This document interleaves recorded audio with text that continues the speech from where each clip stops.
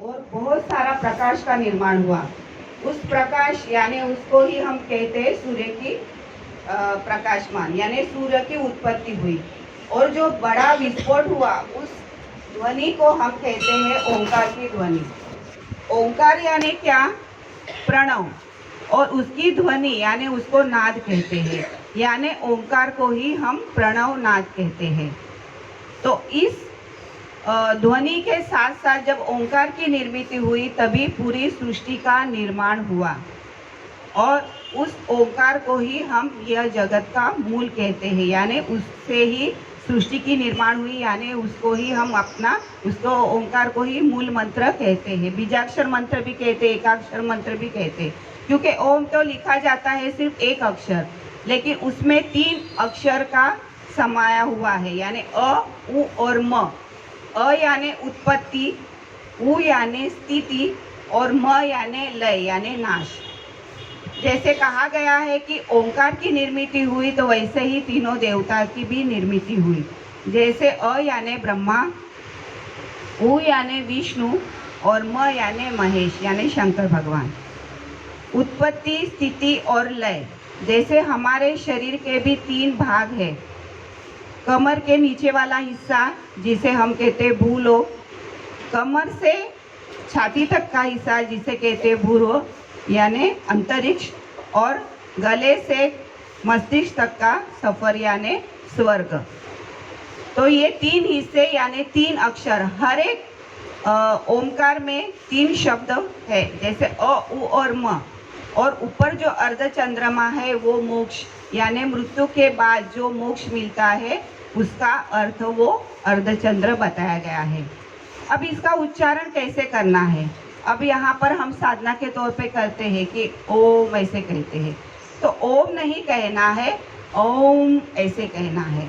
देखो हम इंग्लिश में भी आजकल लिखते हैं ओम नमः शिवाय या ओम जो भी लिखते हैं तो ओ एम लिखते हैं, तो ओ एम नहीं होता है, ये बात ध्यान में रखो। ए यू एम होता है, यानी ए यू एम यानी 3 अक्षर का मिलकर ओम होता है। उच्चार करते समय वह ओम ऐसा उच्चार होना चाहिए। अभी ये 3 अक्षर, इसका जैसे हमने अर्थ बताया है कि उत्पत्ति, स्थिति और लय। तो ये जब हम ओंकार का उच्चारण करते हैं तो हर एक शरीर के तीनों भाग पर उसका असर भी वैसे ही होता है। जैसे अ का उच्चारण करते हैं तब हमारे कमर के नीचे वाले हिस्सा यानी हमारे पेड़ू स्थान, ओटीपेट, यहाँ पर उसका स्पंदन होता है। वहाँ की 72,000 नाड़ियों की शुद्धि होती है। वहाँ के जो भी विकार है जैसे अपचन, डायबिटीज़ या आपके क्या यकृत के संबंधित जो भी विकार है, डाइजेशन अच्छे से नहीं होता है, वात के संबंधित जो भी विकार है, घुटने के विकार है, तो ये सब दूर होने में मदद मिलती है। ऊ का उच्चारण करते हैं, अ के बाद ऊ का उच्चारण करते हैं तो पेट में स्पंदन होता है, यहाँ नाभि स्थान पर, और नहीं सॉरी छाती में और कंठ में उसका स्पंदन होता है, तो वहाँ की जो भी है विकार वो दूर होने में मदद मिलते हैं। जैसे तेज धड़कन, घबराहट, हाई बीपी, हार्ट से संबंधित जो भी विकार है, रक्त संचलन का अच्छे से होना, फिर कंठ दोष, थायराइड जैसे विकार, ये सभी दूर होते हैं ऊ के उच्चारण से। म के उच्चारण से हमारे मस्तिष्क के जो भी विकार है वो दूर होते हैं। म के उच्चारण से हमारे कान, आँखें, नाक, गले में और मुंह में जो भी विकार है वो दूर होने में, ज़्यादा करके मानसिक विकार जिनको है डिप्रेशन जिसे कहते हैं, ज़्यादा सोचना, नींद ना आना, फिर बार बार चिंता में डूबे रहना, जिसको कहते हैं ना नशे की बीमारी है, वह भी ये ओंकार के उच्चारण से छूट जाती है। वैसे तो पाश्चात्य देशों में भी ओंकार के ऊपर बहुत सारा रिसर्च हुआ है। हम यहाँ पर आध्यात्मिक तौर से उसका विषय की जानकारी लेते या अभ्यास करते हैं। वहाँ पर वो अपने मरीजों को और वहाँ पे बच्चों को वो पाश्चात्य मतलब उसके तरीके से, उनको मेडिसिन के तरीके से वो इस्तेमाल करते हैं। जैसे वहाँ पर जो नशे में गर्द हुए डूबे हुए जो लोग हैं, यानी चरस गांजा जो भी वहाँ पर लेते हैं ड्रग्स आदि, तो उनको जो डिप्रेशन में जाते हैं, जो मानसिक तौर पर बीमार होते हैं, उनको दवाई के साथ साथ वो ओंकार की भी साधना वो वहाँ पर देते हैं। यानी दवाई के साथ साथ उन्होंने रिसर्च किया कि सिर्फ दवाई देकर आधे लोगों को उन्होंने देखा है और दवाई के साथ साथ ओंकार की साधना करते हुए आधे मरीजों को उन्होंने वो रिसर्च किया, तो उनको वो दिखाई दिया कि जो सिर्फ दवाई लेकर ठीक होते हैं, उनसे जो दवाई के साथ साथ ओंकार की साधना करते हैं उनमें ज़्यादा असर दिखाई देता है, वो जल्दी ठीक होते हैं। यानी मानसिक तौर पर इसका ज़्यादा लाभ होता है, स्मरण शक्ति बढ़ती है। आजकल देखा 50 के बाद या 60 के बाद कहीं पर हम थोड़ा सा भूल जाते हैं, या कोई कोई किसी किसी को बीमारी होती है भूल जाने की। छोटे बच्चों में भी स्मरण शक्ति यानी जो भी पढ़ते हैं उनका वो ध्यान नहीं लगता है, पढ़ते तो बहुत है लेकिन वो ध्यान में नहीं आता है, तो वो भी उनकी स्मरण शक्ति बढ़ाने में ओंकार की मदद मिलती है। अब ओंकार किसे कहना है और कब कहना है? तो ओंकार हर एक स्त्री पुरुष बच्चे सभी ओंकार कह सकते हैं, और कहीं पर भी ओंकार, जैसे हम देखो हम हर एक मंत्र में के आगे ओंकार लगाते हैं ना, ओम नमः शिवाय, ओम, कोई भी हम मंत्र लगाते हैं, यानी ओंकार के बिना कोई भी मंत्र भी सिद्ध नहीं होता है। बिना ओंकार के यहाँ पर भी देखो हम गायत्री भी जब कहते हैं तो उसमें भी हम 2 बार ओंकार का जाप लेते हैं। आपको समझ में आया होगा, ओम भू भुव स्वः ओम तस्य वितुर्वरेण्यम, यानी 2 बार हम ओम का उसमें उच्चारण करते हैं, यानी ओंकार से ही वो मंत्र सिद्ध होता है। इसीलिए ओंकार को ईश्वर वाचक भी शब्द कहा गया है। गीता में स्वयं श्री भगवान कृष्ण ने कहा है कि शब्द में मैं खुद ओम हूँ, यानी इतना ओंकार का हमारे शरीर पर या हमारे आध्यात्मिक तौर पर उसका असर होता है। अब ओंकार कैसे करना है? तो अभी हमने कहा है कि ओ, उ और म का उच्चार करना है। तो ओ करते समय पहले मुंह को पूरा खोलना है, ऊ करते समय ओठों को थोड़ा सा बंद करना है, और म कहते हुए ओठ पूरी तरीके से बंद करते हुए जैसे भौरा कैसे गुंजन करता है वैसे इसका उच्चारण करना है। ओम, हम क्या कहते हैं? ओम हम ऊपर चढ़ाते हैं, तो ऊपर नहीं चढ़ाना है। ओम, यानी अ, उ और म तीनों अक्षरों का इसमें समाविष्ट होना चाहिए। तो ये के देखो अभी हम कहते हैं कि ओम, ये सभी कह सकते हैं।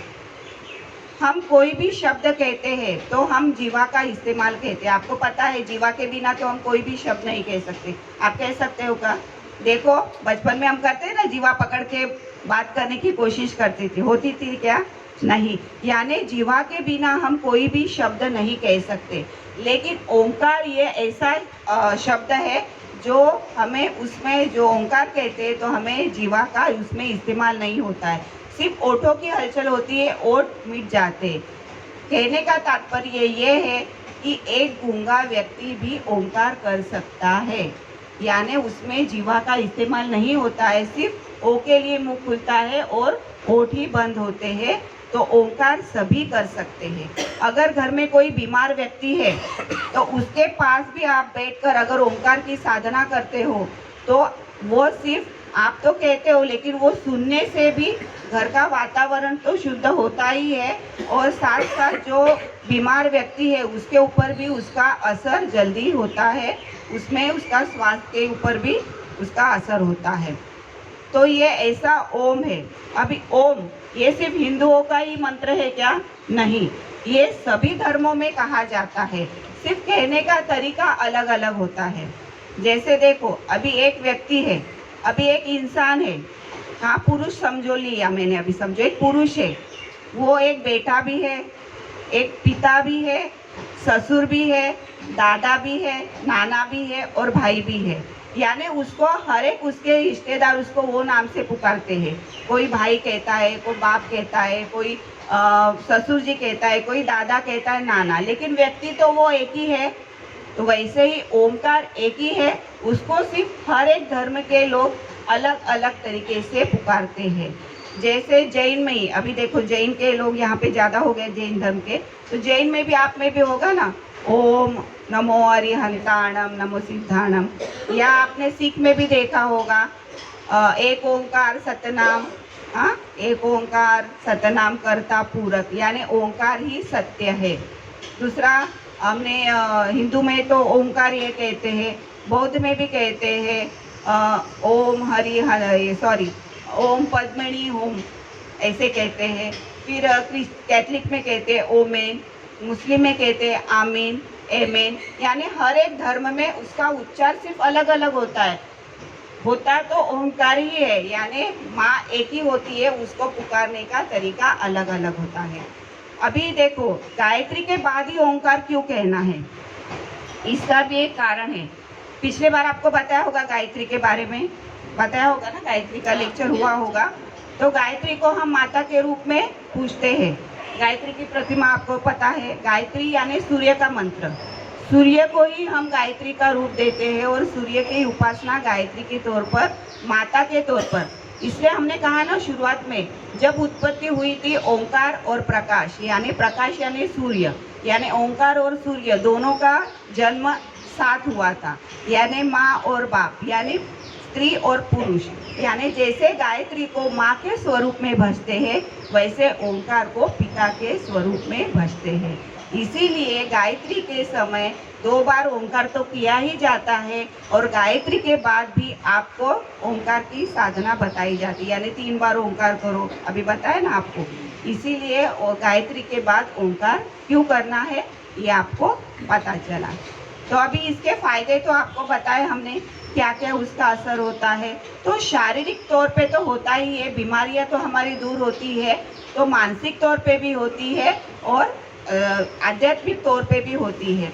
मानसिक तौर पे देखा, जिन्हें डिप्रेशन, ज़्यादा विचार, ज़्यादा सोचते हैं, आजकल तो देखो छोटे बच्चे से लेकर बड़े बुजुर्ग सबको टेंशन होता है, तो कहीं पर भी आपको विचार है, टेंशन है, तो एक ही जगह पर अगर हम साधना के तौर पर बैठेंगे और ओंकार की साधना करेंगे तो बिखरे विचार समेटते हैं, मन में अच्छे विचारों का उत्पन्न होता है, सकारात्मक ऊर्जा शरीर में निर्माण होती है, शरीर की जो भी व्याधियाँ है वो दूर होने में मदद मिलती है।